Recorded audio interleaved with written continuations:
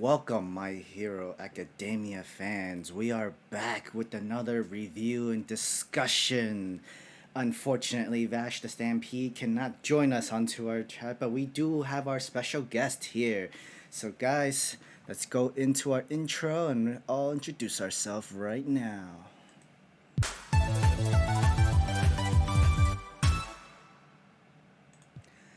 Welcome, guys. Welcome back to our My Hero Academia Chapter 304 review and discussion.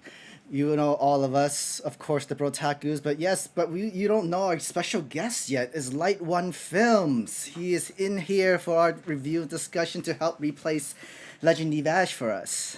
How's it feel, Light? Feels good. I'm doing good, and I had a nice breakfast without cheese on my pancakes. That's how it should be. As all things should be. Pancakes should be cheeseless in this house. Of course, guys. No introduction was always necessary, but it's always great to hear them. You have RayApollo, the king of games, and JBXclusive James Barnes. And we are in for an incredible chapter. But, first things first, we have to ask you guys, what were your thoughts when you finished reading 304? James, hit us with it, baby. Yeah, man, like I was blown away by this. Like this confirmed like some ideas that we were theory crafting like for weeks. Things about this all for the one for all state, this one for all world that they're in. And I just love everything that we learned. Like we learned the big lesson that our bodies are not capable of holding multiple quirks, and that's why these heroes had to constantly transfer one for all. It's why All Might was able to hold one for all for so long and use it to the height of its abilities. Was quirkless. And then him passing it to Deku, it's manifested even more to where Deku is able to use like I mean he's using four quirks at this point, and he's going to get even more quirks from the rest of the users, and just learning that he may potentially be the very last wielder of one for all simply because if he hands this off to someone else that has a quirk, it will kill them. I would say in like 20 years or so, based on the fourth user, like he lived like an extra like 22 years, and then he died of old age, which is absolutely insane when you think about it. Yeah, So I like mean, this chapter was great in my opinion. old age, but he wasn't old. It's because Yeah, it aged his body so rapidly. Which, man, like thinking about this is like I'm very so. First of all, thank you, Horikoshi, for confirming this. Like, thank you. That the quirk can't be stolen or transferred anymore. Thank you. I like because that's been a big theory that people have had for a long time. It's like, what if he transfers it to somebody? Now he won't. He legitimately won't unless he manages to find somebody quirkless, which in this day and age gonna be real difficult. Is I think what they were saying. Um, and so even if somebody did steal it, it's just gonna kill him. You know what I'm saying? So no point in that anymore. So I'm like, okay, we can finally completely, as a community, move past that that entire thought. Um, but this chapter really did. It answered a lot of questions for me in the fact that All Might truly was one of the greatest heroes ever, ever, and the fact that he basically is the one who triggered the evolution of the quirk. Like Mm-hmm. him. He's the one. So I'm like, oh, okay, and that's why he was so worried about Deku learning more about it because he didn't know if that was going to be the case for Deku. Like so that means that he gave his quirk to him, knowing that it potentially could make him die an early death. And I'm like, oh no, don't tell his mom that. yeah, don't. um, but no, this was I love these information chapters that when Horikoshi does it differently, and I can't really, I guess I haven't really like put enough brain power behind how and why his informational chapters are so impactful, but they just are. He does a really good job of like giving you pointed information, and he presents it in a way that it's like, yeah, okay, the chapter's over. Dang it, you know what I'm saying? So, and maybe it's just because he's so good at telling his story in like a way that you want to know the stuff that he's telling you, and it's not just frivolous information. And so it's like, okay, keep telling us stuff, and then he's like, nope, You gotta wait now. So, great. Light, what'd you think?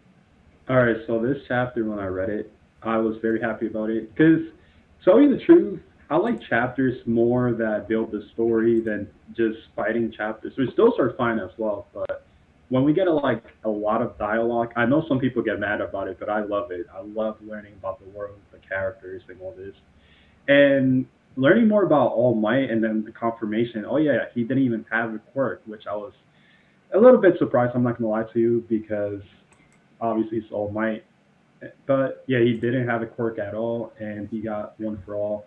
And like you said, Ray, Horikoshi just writes these chapters, uh, these big dialogue chapters in a way that keeps you interested, because this is a lot of information we did not know before, which is really awesome. And obviously the foreshadowing with the vessel stuff, like later on when they were talking about that. So yeah, I did enjoy the chapter, even though I know some people cry, like, "Oh, we're still fighting. We're Shigaraki. We're all for one." But you know, I definitely can't wait to see more of this be revealed later down the line as well, because I don't think he's just gonna give us everything right away. Real quick, like I love that this kills the theory that Deku potentially had a quirk before, because to me that personally takes away the value in All Might giving Deku one for all, so that this quirk can It's true. become his own. You know what I mean? Like the Black Clover thing, where everyone wants like Asta to have some other power that he hasn't manifested yet. Like, no, the fact that he never had anything and using anti magic now is his thing. So same thing with Deku. I like the fact that he didn't have a quirk. One for all is now his quirk, and he is now potentially the last user of it and will be the most powerful user of it. So to me, that gives more value to the character. How do you guys feel about that? Absolutely, I That 1000% agree with that. same. Go ahead, Sam.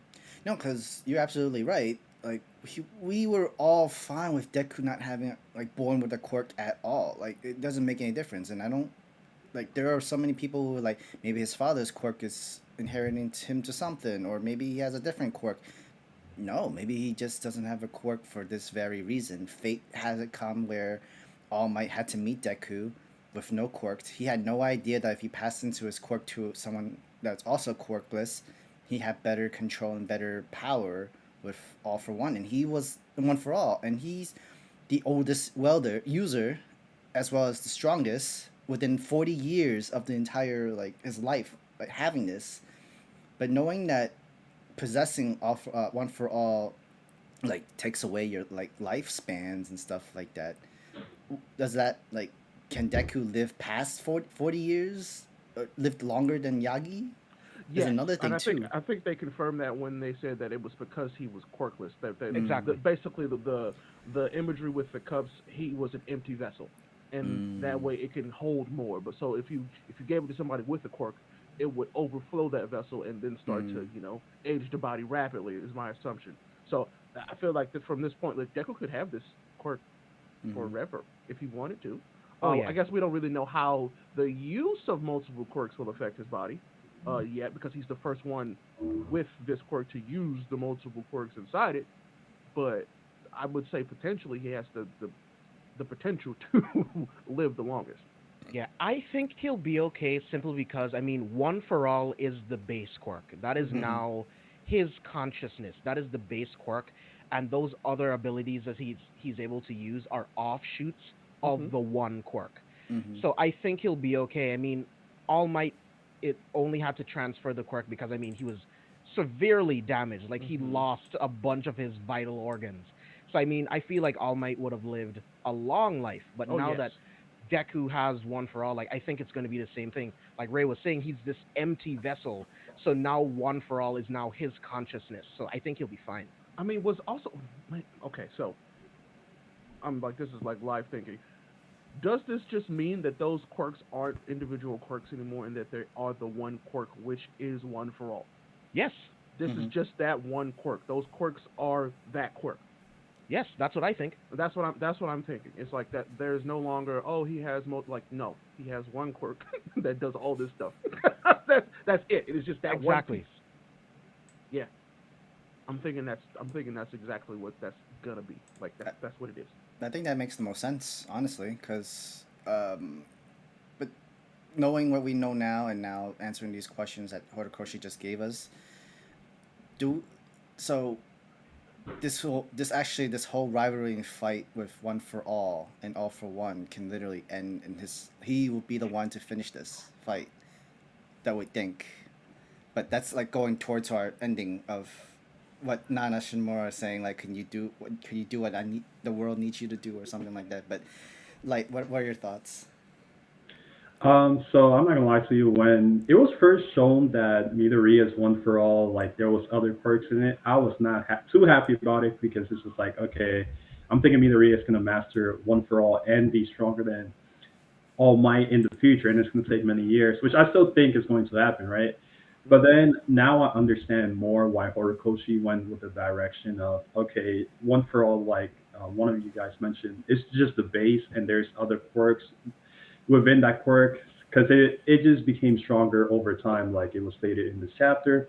Just because Shigaraki as an end villain, Shigaraki still hasn't used all the quirks he was given, is what I'm assuming, Yes. and he's still not at 100%. When his body got out of that, you know, Frieza saga test tube thing, I forgot what percentage he was on, like 75 or 80%. So when we get Shigaraki at 100% and learning more about the quirks that he has, Midoriya just with One for All base with if you could use like 40, 45%, even 100%, I don't think will be enough to take him down because a lot of the time, like, people like comparing me to Reed and All Might and all this stuff. But at the end of the day, All Might was something special, even in the hero society that we've seen in Japan, where everybody just relied on All Might. Like, the gap of strength that All Might had, just with One for All base, was so large. Like, when we saw that scene of Endeavor looking like he couldn't close the gap was like a mountain, basically, that he had to climb. It was not even a small gap. So